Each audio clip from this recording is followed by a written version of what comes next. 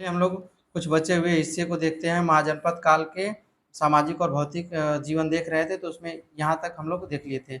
शहर और गांव दोनों ही एक दूसरे का परस्पर भरण पोषण करते थे। जैसे कि शहरों में रहने वाले गैर कृषक लोगों को गांव में रहने वाले कृषक लोगों द्वारा खिलाया जाता था, और इसके बदले में शहरों में रहने वाले कारीगर और व्यापारी ग्रामीण जनता के लिए औजार वस्त्र आदि बनाते थे।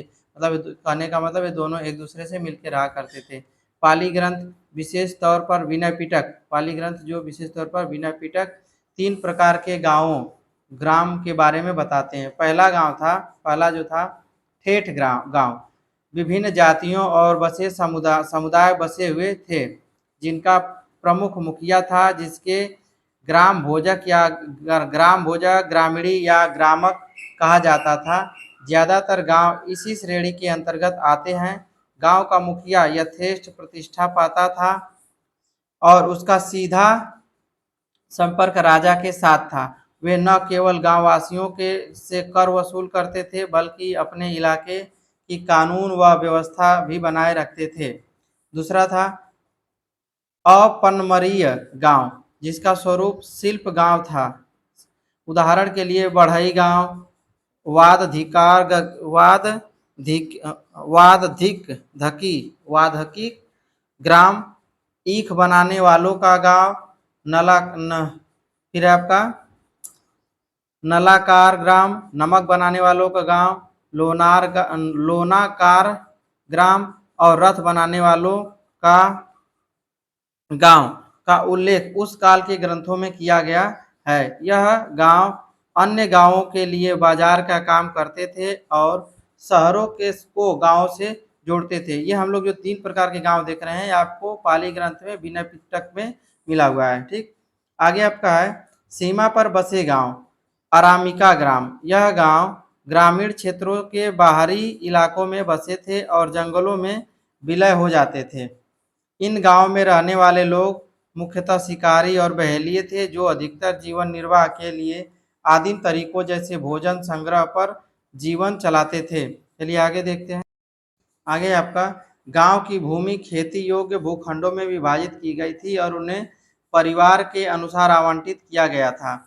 यद्यपि भूमि के क्षेत्र का आकार भिन्न भिन्न होता था, भूखंडों पर खेती परिवार द्वारा अपने आप की जाती थी। साथ ही कृषक श्रमिक दास कम्माकार को भी काम पर रखा जाता था। समृद्ध किसान गृहपति कहलाते थे।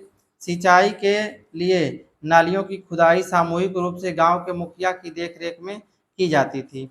अगला है किसानों द्वारा उत्पाद का 6वां भाग 1/6 कर के रूप में दिया जाता था। मतलब किसान जितना उत्पादित करता था उसका 1/6 हिस्सा कर दे देता था, जिसे शाही एजेंट द्वारा एकत्रित करते थे। आमतौर पर किसानों और राज्य के बीच कोई मध्यस्थ नहीं होता था।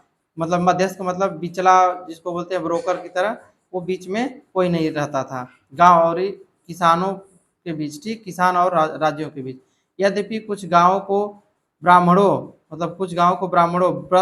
ब्रसदे और बड़े व्यापारियों को उनके अपने प्रयोग के लिए दान में दिया जाता था। यह ध्यान देने योग्य है कि लाभार्थियों को इस भूमि से सिर्फ कर ही मिलता था, उन्हें इस पर कोई प्रशासनिक अधिकार नहीं था।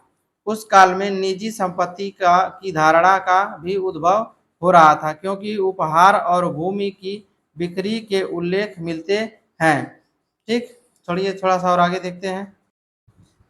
यह जानना भी उतना ही महत्वपूर्ण है कि इस काल के दौरान लौह हल के फल के इस्तेमाल और कछारी मिट्टी की अच्छी उर्वरता के कारण कृषि ने बहुत उन्नति की थी। संभवतः पहली बार वहां भूमि और कृषि का विस्तार हुआ था, जिसने उन्नत खाद्य उत्पादक अर्थव्यवस्था के उद्भव में मदद की। चावल मुख्य अनाज था और धान का व्यापक रूप से प्रत्यारोपण किया जाता था। चावल के साथ जौ, दालें, बाजरा, कपास और गन्ने का भी उत्पादन किया जाता था। अतरंजी खेड़ा एटा उत्तर प्रदेश में पड़ता है के उत्खनन स्थल से ग्रामीण से शहरी जीवन में परिवर्तन काल के बारे में महत्वपूर्ण जानकारी मिलती है। चलिए आज हम लोगों ने देख लिया यहाँ तक। अब हम लोग देखेंगे अगले वीडियो में आपका प्रशासनिक व्यवस्था।